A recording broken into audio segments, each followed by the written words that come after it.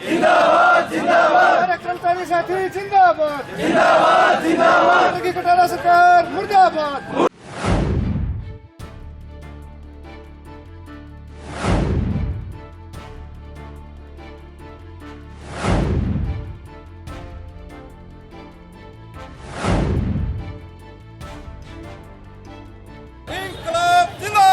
जिंदाबाद जिंदाबाद, सर्व कर्मचारी संघ हरियाणा जिंदाबाद जिंदाबाद जिंदाबाद, सरकार मुर्दाबाद मुर्दाबाद मुर्दाबाद, हरियाणा सरकार मुर्दाबाद मुर्दाबाद मुर्दाबाद, इंकलाब जिंदाबाद। ये 18,118 नौकरियां थी, जिसमें 10% स्पोर्ट्स कोटे के तहत इन भाइयों को नौकरियां लगनी थी, जो बनता है 1518।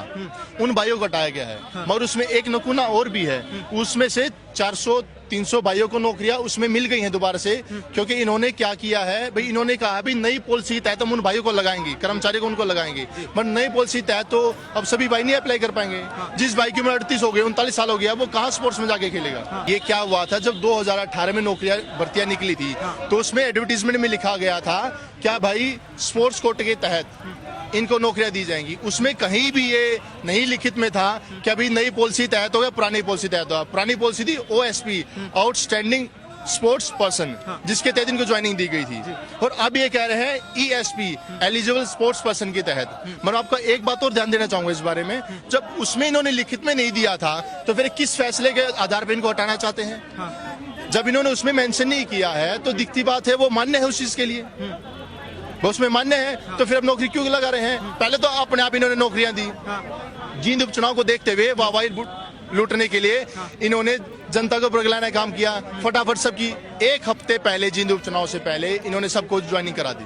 कहीं ना कहीं उपचुनाव में फायदा उठाने के लिए। क्या इनके पदाधिकारियों ने, सरकारी कर्मचारियों ने, जो हमारे अफसर हैं, हमारी सरकार है, क्या इन्होंने उनके डॉक्यूमेंट चेक नहीं किए थे? क्या इन्होंने इंटरव्यू नहीं लिया था? क्या इन्होंने सब कार्य किए थे, उसके बाद लगाए थे। मगर फिर इन्होंने अपना तानाशाही रवैया अपनाया। फिर इनको 6 महीने बाद याद आता है क्या भाई हो तो गलत हो गया, फिर नए नोटिस निकालते हैं। तो किस आधार पर निकाल रहे हैं? इन भाइयों ने हाई कोर्ट में अपील की, वहां पे सिंगल बेंच ने के पक्ष में फैसला सुनाए। कहते हैं ना सत्य की जीत होती है, तो सत्य की जीत हुई।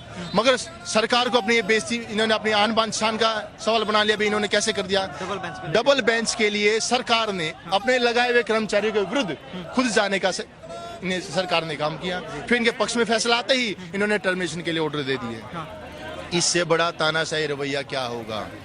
ये सरकार किसी के लिए काम नहीं कर रही है।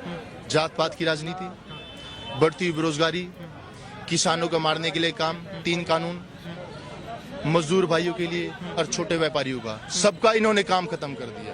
तो ये किसके पक्ष में कर रहे हैं? क्या कहना चाहते हैं? मैंने भाटिया जी की प्रेस कॉन्फ्रेंस सुन रहा था मैं, तो उसमें वो कह रहे थे हमारे खट्टर साधु संत आदमी हैं, चाहते हैं हम वो होंगे संत आदमी, तो पर वो संत आदमी ये तो महसूस करें, हमारे भाइयों का दुख को तो महसूस करें। वो दुख को ही महसूस कर रहे हैं कि लोग अपनी नौकरी के लिए रोड पर आ रहे हैं। तो क्या उचित है उनका? क्या चाहते हैं वो लोग कि दर दर की ठोकर खाते फिरे? सरकार का काम होता है अपने नौजवान साथियों को, अपने भाइयों को, इनको नौकरी देना काम होता है, ना कि नौकरी हटाने का काम होता है। आज आप यहाँ पे कितने लोग इकट्ठा हुए हैं और इसके बाद आपका जो प्रदर्शन है वो कहाँ तक जाएगा? अभी हम प्रदर्शन के लिए तैयार थे, तो हमें संदेश आता है, कहते भाई आपको परमिशन चाहिए, नहीं तो हम आपके पर्चा दर्ज करेंगे। हमने कहा भी, प्रशासन कहा भी हम शांतिपूर्ण तरीके से करना चाहते हैं, हम करें तो हमारे पर्चा दर्ज होगा, और ये बीजेपी सरकार करे तो कोई कुछ नहीं है। योग्यता मापदंड कौन सा है आपका?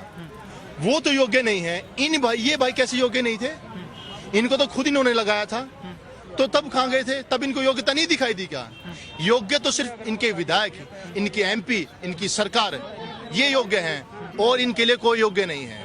जात पात की राजनीति करने के लिए, अपने कानून बनाने के लिए, लोगों को बरगलाने के लिए, उनका विश्वास जीतने के लिए, उनके वोटों से खेलने के लिए, अपनी राजनीति चमकाने के लिए सिर्फ ये काम करते हैं।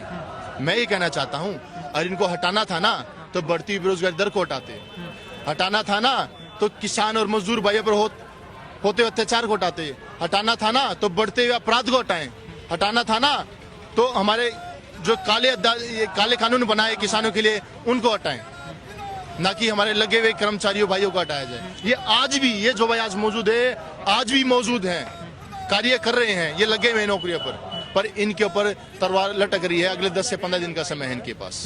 15 दिन के अंदर इनको कहा गया है कि जो अपनी नई ग्रेडेशन है वो जमा कराएं, तो कहीं ना कैसे कहीं संभव है? कैसे संभव है? अगर आपको इनको ऑब्जेक्शन उठाना है और इसमें कोई खामियां हैं जो नकली फेडरेशनों से बनवा कर, जो सरकार से मान्यता प्राप्त नहीं है, नकली फेडरेशन जो बनाकर जो भाई इसमें लगे उनको हटाएं, ना कि जो भाई अपनी मेहनत से करके निकले हुए हैं आगे उनको हटाना काम ना करें।